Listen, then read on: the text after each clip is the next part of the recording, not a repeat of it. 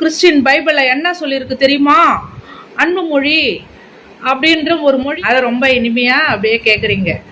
அதே சௌமியா அன்புமணி அவங்க பேசுகிறாங்க பகவத்கீதை பற்றி, உட்காருங்க அப்படின்னு சொல்கிறீங்க. உங்களுக்கு அப்படியே பகவத்கீதை பற்றி பேசினா ஏன் அவங்களுக்கு கோவம் வருது தெரியல. சபாநாயகர் ஆளுங்கட்சிங்க பேசும்போது பேசுங்க, எதிர்கட்சி பேசுன போதும் உட்காருங்க.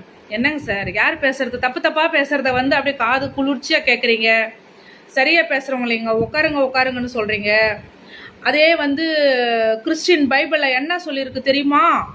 அன்பு மொழி அப்படின்ற ஒரு மொழின்றது லாங்குவேஜ்ன்றதே தெரியாம பைபிளில் சொல்லியிருக்கிறது மொழின்னு சொல்றாரு.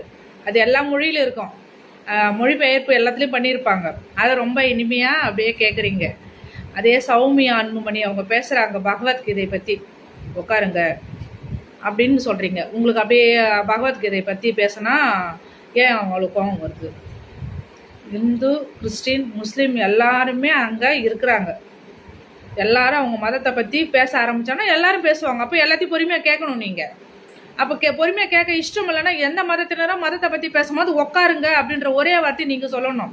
அது என்னங்க, அவங்க பேசுனா உங்களுக்கு அப்படியே இனிப்பாக அப்படியே இனிக்குது. மாற்று மதத்தினர் பேசும்போது அப்படியே எட்டிக்காயாக கசக்குதா? சபாநாயகர் நடுநிலைமையோடு இருந்து ஒரு விஷயத்தை நீங்கள் பார்க்கணும். ஒருதலை பட்சமாக ஒரு சார்பாக பார்க்கவோ பேசவோ கூடாது.